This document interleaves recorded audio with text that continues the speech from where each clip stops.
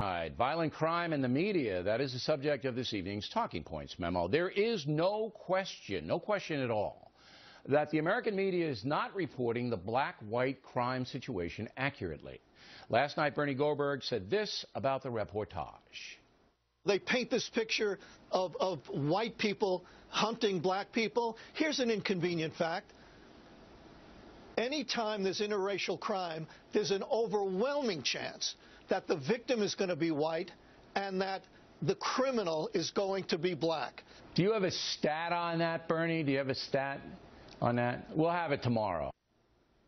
And here it is. According to the FBI, between the years 1976 and 2005, the latest stats available, 91% of homicides on black Americans were committed by other blacks.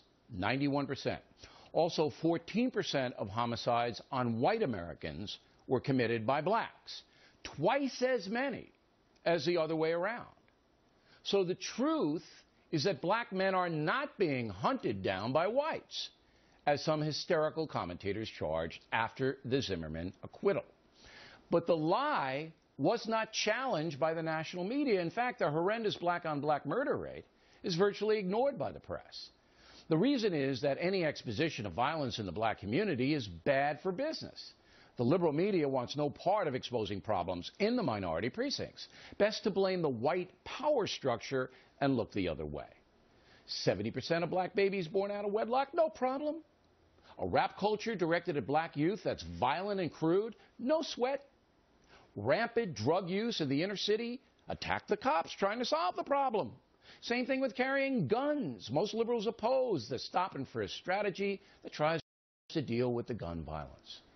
Big-time TV commentators working on politically correct networks well understand that any skepticism towards minorities is unacceptable.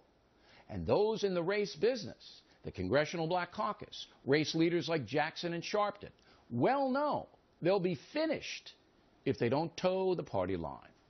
No matter what the evidence, no matter what facts are presented, the liberal line will be the same. It's society's fault. Past racial injustice is the real story, not present social chaos.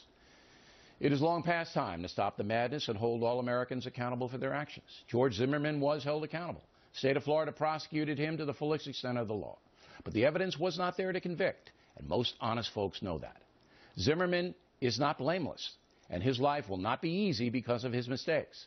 But the judicial system worked the way it was designed to work.